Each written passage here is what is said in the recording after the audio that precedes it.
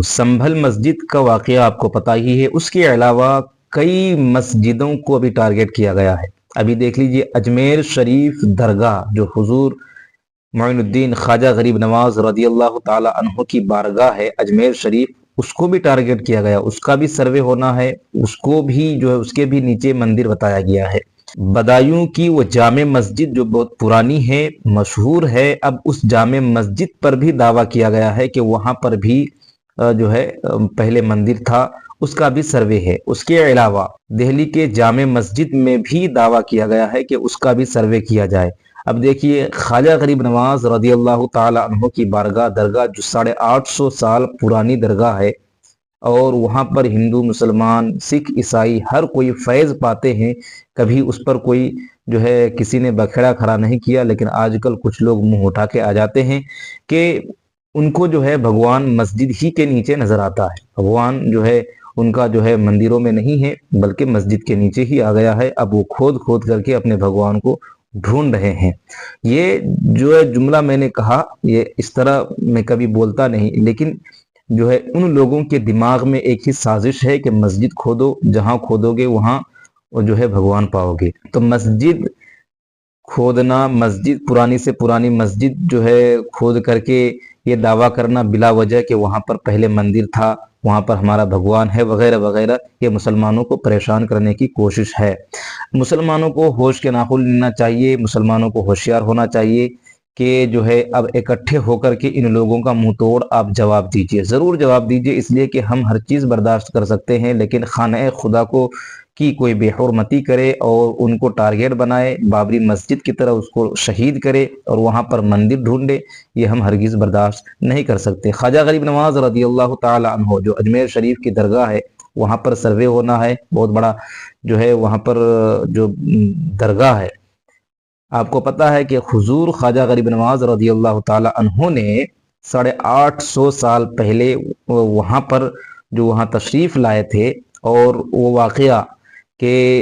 کچھ اونٹ بیٹھ گئے تھے، حضور خواجہ غریب نواز رضی اللہ تعالی عنہ اس جگہ پر بیٹھے ہوئے تھے، تو راجا کے کچھ لوگ آئے، ان کو اٹھانے کی کوشش کی کہ آپ اٹھ جائیے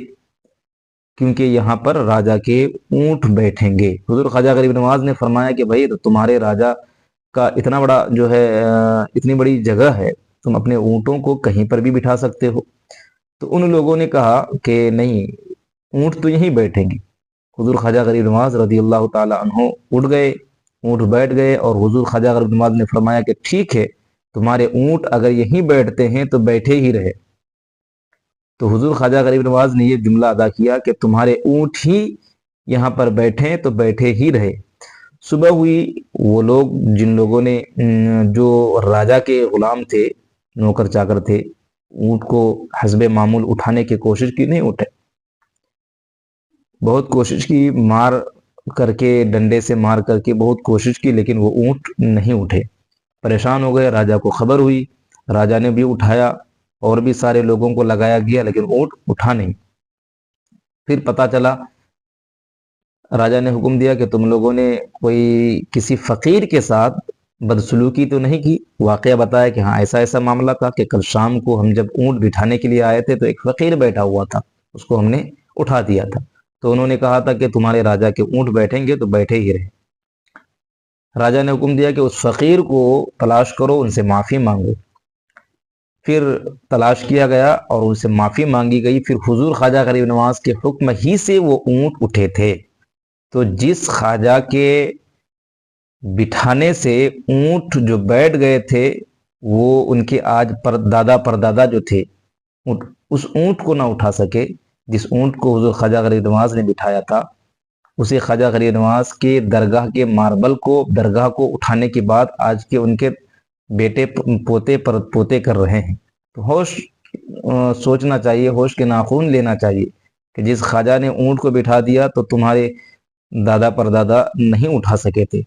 تم جو ہے اسی خواجہ غریب نواز کی بارگاہ میں مندر تلاش کرتے ہو، ماربل اکھاڑنے کی بات کرتے ہو، درگاہ توڑنے کی بات کرتے ہو۔ ہوش کے ناخن لو، خواجہ غریب نواز کی کرامت اگر جو ہے تم دیکھ لو گے تو پھر تباہ و برباد ہو جاؤ گے۔ تو وہ انشاءاللہ وقت آئے گا کہ خواجہ غریب نواز رضی اللہ تعالی عنہ کی کرامت جب ظاہر ہوگی تو یہ لوگ جو ہے تباہ و برباد ضرور ہوگے، اور خواجہ غریب نواز رضی اللہ تعالیٰ عنہ کی کرامت ضرور ظاہر ہوگی اس بار، اگر ان لوگوں نے جو ہے زیادہ بدتمیزی کی، وہاں کی جا کر گستاخی کی، وہاں پر سروے کیا، یا پھر وہاں پر کھدائی وغیرہ کی، تو انشاءاللہ الرحمن یہ لوگ حضور خواجہ غریب نواز کی کرامت ضرور دیکھیں گے اور تباہ و برباد ہو جائیں گے۔ وہی حال ہوگا جو حال ان کے راجاؤں کا ہوا تھا۔ خیر، تو کہنا یہ ہے کہ ابھی مسجدوں کو نشانہ بنایا جا رہا ہے، مسجدوں کو ٹارگٹ کیا جا رہا ہے۔ سنبھل میں جو واقعہ ہوا، حادثہ ہوا، اتنے سارے نیتا ہے، راہل گاندھی بھی نہیں گیا کبھی وہاں پوچھا بھی نہیں، مدد کسی کی نہیں کی گئی ابھی تک۔ کچھ لوگوں نے جو ہے صرف آشواسن دیا ہے، جو ہے امید جتائی ہے، اور اسی سے کچھ لوگ جو ہے اپنی سیاست کی روٹی بھی سیک رہے ہیں، جبکہ ان کو مدد کی ضرورت ہے، مالی مدد کی ضرورت ہے، زبانی مدد کی ضرورت نہیں ہے، ان کو دلاسے کی ضرورت نہیں ہے، بلکہ ان کو مالی امداد کی ضرورت ہے۔ تو جو لوگ صاحب لیاقت ہیں، اپنی حسب استطاعت ان کی مدد کریں۔ جن کے بچے شہید ہوئے، 6 لوگ، پہلے تو 3 کی خبر آئی تھی، پھر 4، پھر 5، اب خبر یہ آ رہی ہے کہ سنبھل میں 6 لوگوں کی شہادت ہوئی ہے مسجد کی حفاظت میں۔ اللہ ان کو جنت میں اعلیٰ مقام عطا فرمائے۔ ابھی بدایوں کی جامع مسجد ٹارگٹ میں، دہلی کی جامع مسجد ابھی ٹارگٹ میں ہے، اجمیر شریف درگاہ ٹارگٹ میں، بہت ساری مسجدیں ان کے علاوہ بھی ٹارگٹ میں ہیں۔ ان کا ایک جو ہے چیپٹر بنا ہوا ہے، پلاننگ کے ساتھ وہ لوگ کام کر رہے ہیں، اور مسلمان جو ہے آپس میں لڑ رہے ہیں، جھگڑ رہے ہیں۔ خیر، اللہ حفاظت فرمائے تمام مسجدوں کی، مدرسہ، خانقاہ و مزارات کی۔ السلام علیکم ورحمۃ اللہ۔